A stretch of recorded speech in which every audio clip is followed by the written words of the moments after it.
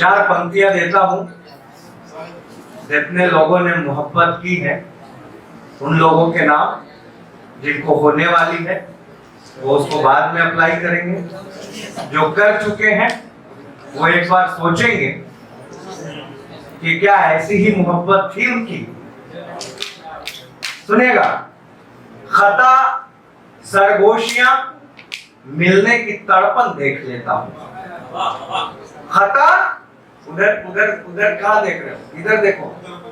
अभी 5-7 मिनट मेरे साथ हो तो 5-7 मिनट अच्छे से साथ रहो। खता सरगोशियां मिलने की तड़पन देख लेता हूं, निगाहे खुल्द में खुद का ही दर्पण देख लेता हूं।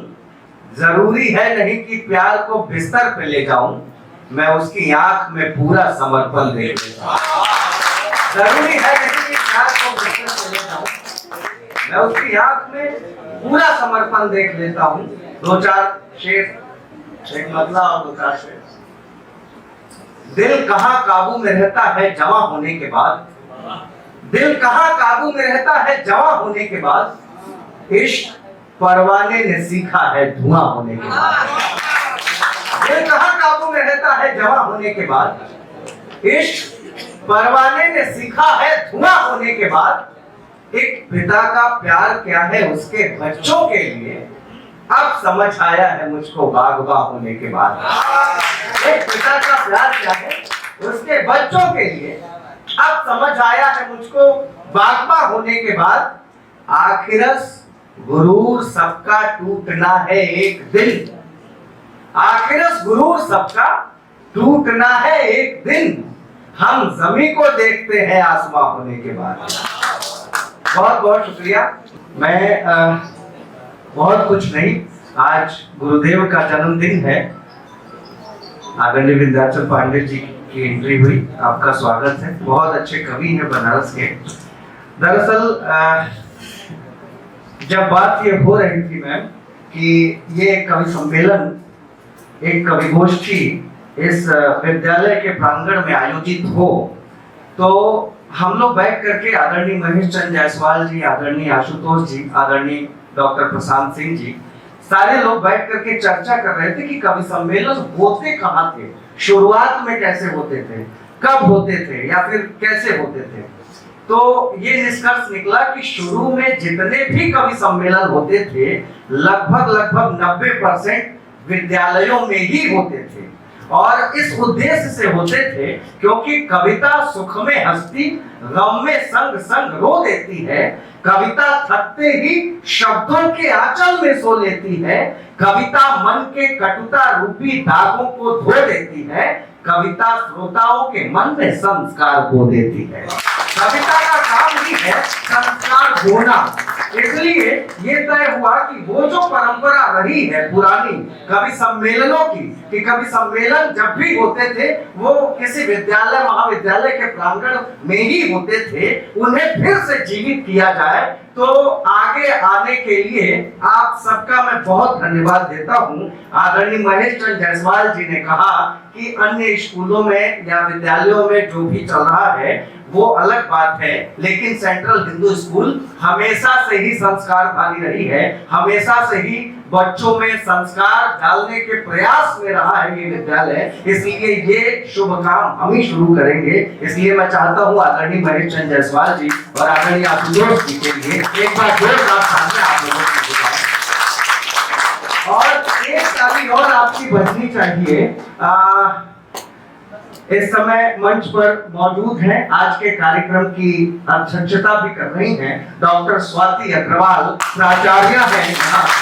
सबसे बड़ी बात है कि इस कार्यक्रम के लिए सहज ही स्वीकृति दे देना कि नहीं ये अच्छी बात है, कविताओं का कार्यक्रम जिंदा रहना चाहिए। कवि सम्मेलनों का ये जो महोत्सव है, ये कवि सम्मेलन अगर विद्यालयों में नहीं होगा तो बच्चों को सीखने का अवसर नहीं मिलेगा। सिर्फ हास्य और लफाजी ही कविता तो है नहीं, कविता संस्कार देती है। अभी आपने अपने ही विद्यालय के एक छात्र को सुना, बहुत ही अच्छा पढ़ रहा था, कितना मधुर उसका कंठ था, आपने उसका स्वर देखा। तो इससे ये भी सिद्ध होता है कि सेंट्रल हिंदू स्कूल से कविता के क्षेत्र में भी कुछ बहुत बड़े नाम भविष्य में निकलने वाले हैं। इस बात का हमें गर्व है और आपका जितना धन्यवाद किया जाए उतना कम है। बस ऐसे आयोजन हमेशा होते रहे। आज के आयोजन का प्रायोजन है कि पूज्य गुरुवर पंडित सुदामा तिवारी सांड बनारसी जी का जन्मदिन है। आज इन्होंने 85 वर्ष पूरे कर लिए हैं। हम ईश्वर से कामना करते हैं कि हमेशा स्वस्थ रहे, मस्त रहे, हम सभी पर अपना आशीर्वाद लुटाते रहे, हम सभी इनका पैर छू करके आशीर्वाद लेते रहे। ये आप लोगों को बता दूं, जो नए बच्चे हैं जिन्हें नहीं पता है, आदरणीय सुदामा तिवारी सांड बनारसी जी पूज्य गुरुदेव को अमेरिका ने भी 2 बार बुला करके सम्मानित किया।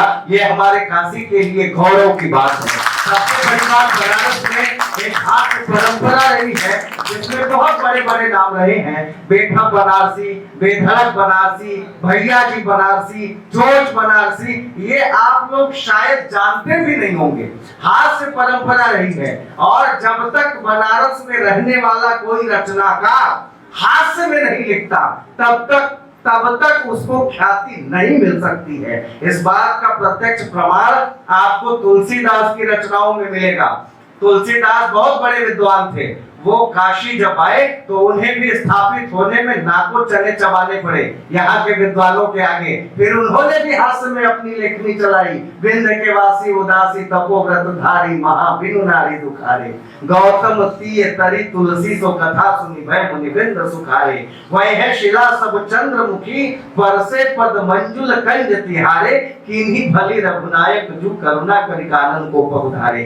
सब एक गौरव की बात और मैं बताना चाहता हूं आपके विद्यालय के लिए और मैम आपके विद्यालय के लिए, आप सबके लिए गौरव की बात है कि सेंट्रल हिंदू बॉयज स्कूल से एक ऐसा रचनाकार जो मुंबई में जाके तारक मेहता का उल्टा चश्मा फेम शैलेश लोढ़ा के साथ कविता पढ़ के आया हो और हिंदुस्तान भर में उसकी कविताओं को लोग सुनते हो, ये एक ऐसा रचनाकार आपके बीच का है। आप उससे हमेशा आपका मिलना जुलना है। इस विद्यालय का नाम उस रचनाकार के नाम से भी आजकल जाना जा रहा है। डॉक्टर प्रशांत सिंह की बात कर रहा हूँ। ये बहुत बड़े गर्व की बात है। गुरु जी बहुत ज्यादा पसंद करते हैं।